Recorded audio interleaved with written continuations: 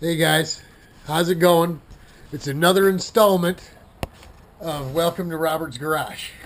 A little, I guess this is a 2.0 video about the whole post test day cooling system. Uh, you see it in the video right before this one. I mentioned trying another pump and some other things that we've already run you through. We're going to go ahead and make up that little splitter, and we're going to try that. We're going to try an inline thermostat.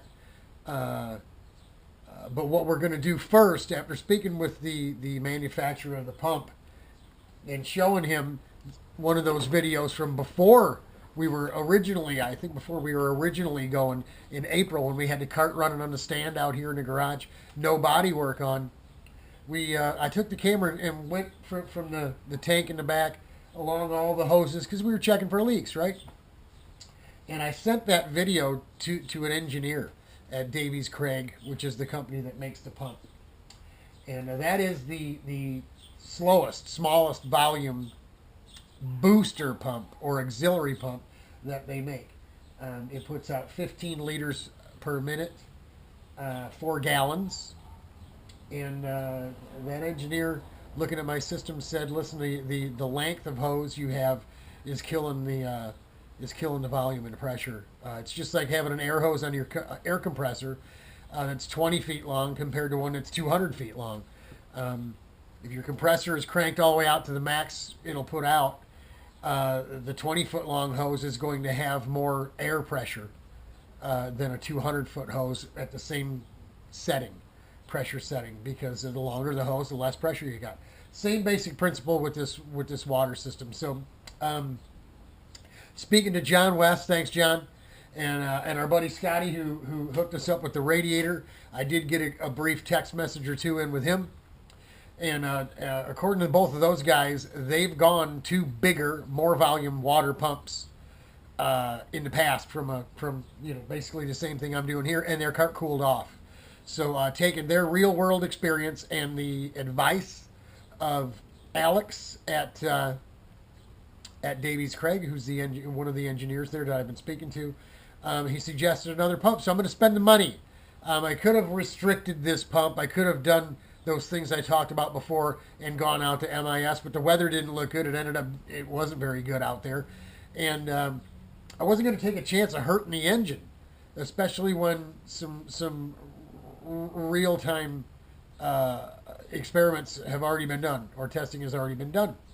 And I trust these guys. I trust their results. Now, I have been, from a couple of friends and another competitor, been poo-pooed by what I intend to do, this is what I'm going to, the reason I'm making this video. This is what we're going to do from this point on. I'm not going to cut the nose. I'm not going to cut the hole in the nose. You can see I marked it out exactly how much bigger that would be. And I believe in the first video I told you that's about a 5-degree difference. We don't need 5 degrees. We need about 30 or 40 degrees. Okay? We need to cool this thing down. And on a 90-degree day, I don't want it to run any hotter than 130, 135, 125, somewhere in there. We want it cool, and we'll deal with it on a cold day in the fall or in the spring with an inline thermostat. So this is what we're going to do. All I'm going to do is swap out the pumps. The new pump's on the way. I got a 40 liter per minute, 9.6 gallons per minute compared to 4 gallons per minute on this little pump here. Okay? We're going to get a higher volume pump, and all I'm going to do is change the pump. And when we're going to go down to Mid-Ohio, and we're going to run the practice day, and the first time out, we'll know whether the more volume pump with my particular system, with a radiator, not a heater core, with all these rubber hoses, with an engine that runs at the temperature it does, whether simply by changing the pump, by pushing more water, does it or does it not cool down, or the system, the engine, and we're going to find out. Of course, if it doesn't, I can always switch back to this pump, right? If it runs hotter than 170, we can switch back to this pump because we know that pump is about a 168 to 170, 172 degree pump. And it ran at the test day. But I don't think that's going to happen, folks. I think when we put that bigger pump on, I'm going to go out and run 2 laps, have to come in because the water cooled off to another dangerous level where you'll end up blowing things up because it's too cool. And then in that case, we'll go ahead and throw the inline thermostat in and start to control it that way. We can put some tape across here if that's necessary. But what we're going to do is we're going to literally bring the toilet paper to wipe the can of the poo-pooers. And listen, if I'm wrong, I'll spend $200 on a pump. And if I'm wrong, I'll apologize to everybody. Tell, hey, listen, I was wrong. I was dead wrong.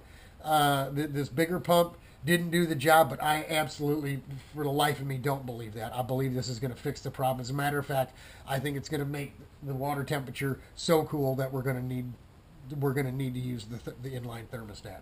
So that's it. Here I am out in the garage.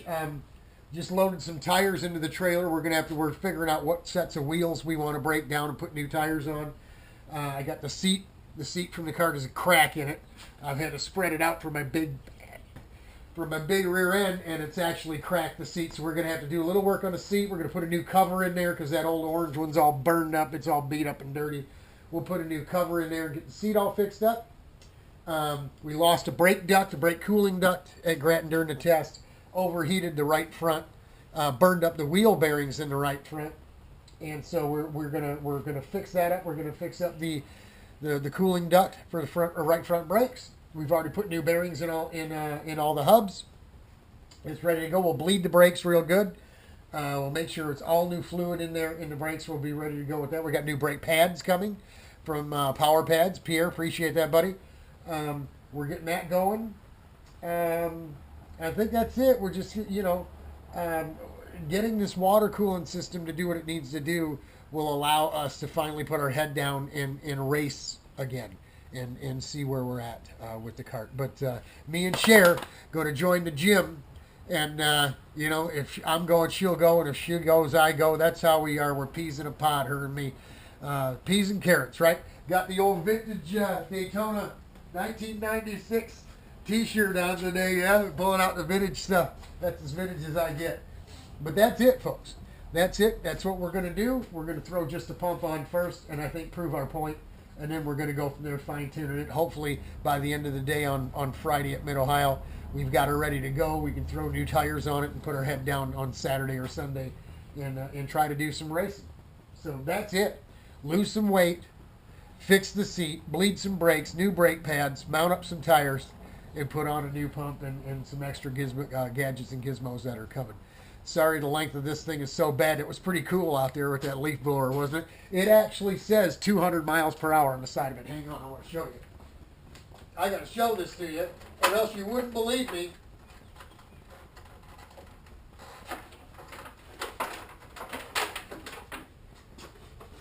There it is in black and white, 200 miles per hour. That's right. So, that's it for the garage. We're gonna, as we start throwing this stuff together and get it up and running, and we'll bring you some more video. But I'm excited. 12 years this year since we've raced at Mid-Ohio. Last time we raced down there, we went toe to toe with our mentor, with our good buddy Scotty, and we ended up beating him literally by this much after 45 minutes in his own go-kart. It was the first time I drove that go-kart. 7 years later, I bought it from him. So you know how it is. We, us Detroit guys, I guess first we steal it, and then if we can't get away with it, then we pay for it. But that's what we do. We're having a good time. Praying for y'all. God bless y'all. Godspeed. Get to church. Ain't nothing wrong with getting your life cleaned up and straightened up. I tell you, it's worked for me. Look at me. I must be doing something right. I ain't missed no meals. All right. That's it, folks. From out here in the garage. Until next time.